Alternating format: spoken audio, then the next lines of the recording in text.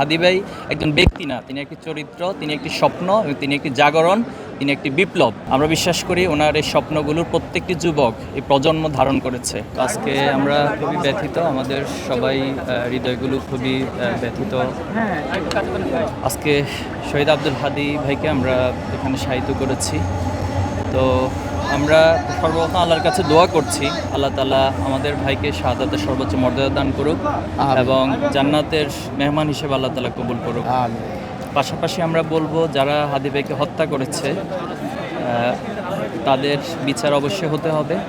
বিশেষ করে আপনারা জানেন যে হত্যাকাণ্ডের পর আজকে অনেক দিন পার হয়ে গিয়েছে, কিন্তু দুঃখজনক হলেও সত্য যে এখনো পর্যন্ত উল্লেখযোগ্য কাউকে গ্রেপ্তার করতে পারেনি এবং তারা ভারতে পালিয়ে যাওয়ার একটা নাটকীয়তা আমরা লক্ষ্য করছি। বিভিন্নজন বিভিন্ন বয়ান হাজির করছে, কিন্তু প্রশাসনের পক্ষ থেকে এখন স্পষ্ট কোনো মেসেজ দেওয়া হয়নি। এটা আমাদের জন্য দুঃখজনক। বাংলাদেশের মতো একটি স্বাধীন সার্বভৌম রাষ্ট্রে একজন হত্যাকারী দিবালোকের মতো বাংলাদেশের রাজধানীতে এভাবে গুলি করে তিনি পালিয়ে যাচ্ছেন, ওনাকে এখন পর্যন্ত গ্রেপ্তার করতে পারেনি। তো আমরা জোর দাবি জানাচ্ছি এবং পরিবারও এটি জোরভাবে দাবি জানাচ্ছে, সারা দেশের মানুষ এই দাবি জানিয়েছে যে হত্যাকারীদেরকে চিহ্নিত করে দ্রুত গ্রেপ্তার করা এবং দৃষ্টান্তমূলক শাস্তির আওতায় নিয়ে আসা।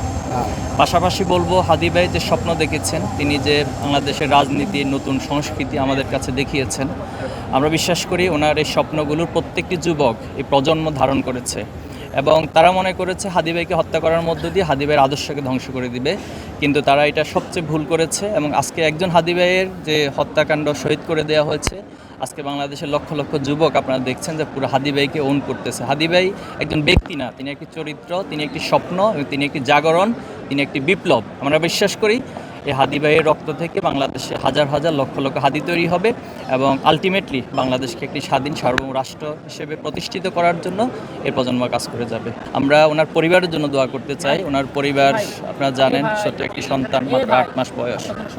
আমরা তাদের জন্য দোয়া করি, আল্লাহ তাআলা তাদেরকে সবরে জামিল দান করুক। ওনার বাবা মা থেকে শুরু করে পরিবারের প্রত্যেক সদস্যকে আল্লাহ যেন ধৈর্য ধরার তৌফিক দান করেন, আমিন। দেশে দেশে সবার সাথে দ্য নিউজ।